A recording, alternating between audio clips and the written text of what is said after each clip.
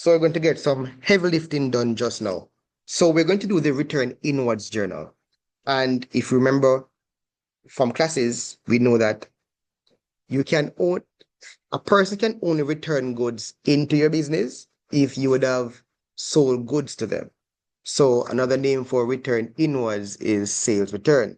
So just by that analogy, you know that it would go to the ledger for sales ledger. But there are only three ledgers: purchases, sales, and general. If you go back to my first video that I did on the topic with sales journal, where I explained that extensively.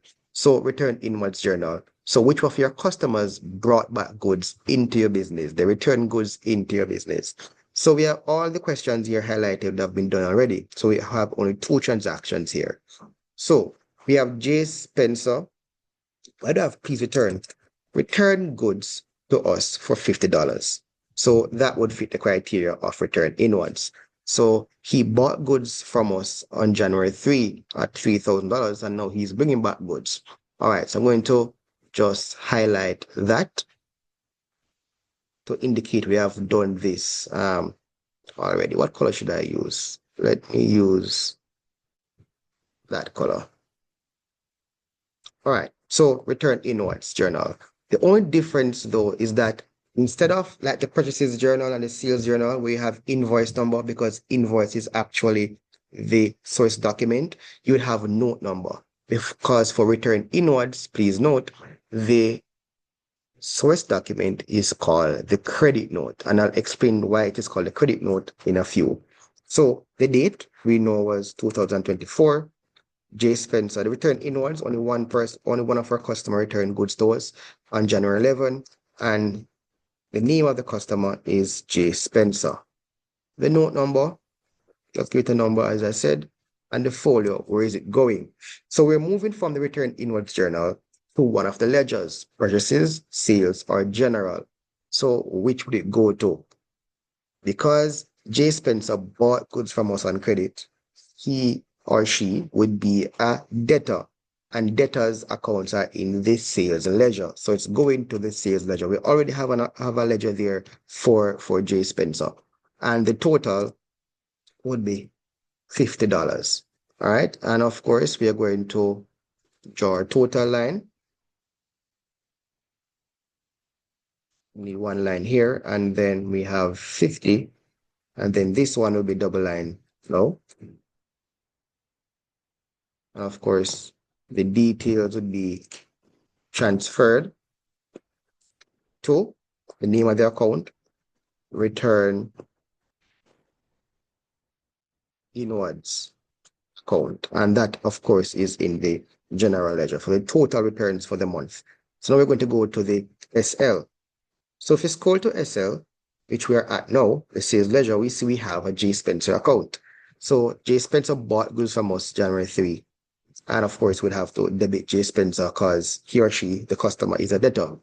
All right, so we're going to have to credit the account now because this customer brought back goods to us. So J. Spencer, an asset, is decreasing, and it's decreasing by $50. When assets decrease, we credit. So we'll put 2024 and the date that the customer brought back the good or the debtor brought back the good, January 11. And we have to ask ourselves, what's the detail? And the details would be return inwards. And the folio, where is it going now? How is it coming from? What's the answer? In the ledger, we tell where it is coming from. In the sales ledger, where is it coming from?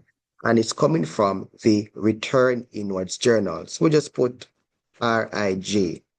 All right, and how much money was returned? It was $50. So now, if you look at it, you'll see how much J. Spencer at a glance owes us now. It will be $2,950. All right, we can balance off at another time. So $50. And the source document, as I said, that's why we have a note number there. Unlike with the sales and purchases, where we have invoice, because that is the source document. The return inwards journal, the source document I said is called the credit note. And it is so called the credit note because, of course, we have to credit the account of the debtor to reduce it. All right, that's a good way to remember it. Credit note. Of course, go to our general ledger. In our general ledger, we're going to have to write up our return inwards account. And return inwards, as I always say, we're tracking goods, the movement of stock. Now, return inwards. When J. Spencer brought back goods to us, what happened to our asset or inventory increased. So when we sold them, it decreased, and that's the reason why sales always credit. When assets decrease, you credit. Just like purchases, when you get stock into your business, it will increase. Assets increase, you debit. Similarly, return inwards. When stock come into the business, your stock will be increased. So of course, it is always debited. 2024, I'm going to put the last of the month, January 31, and it's going to be total credit returns. All right, for the month. And then where's this information coming from? The total information is coming from the return inwards journal, and the total was $50. And that is as simple as it is. That is how we do the return inwards journal and the corresponding ledger, or ledgers rather. So the next video, we'll look at the return outwards journal.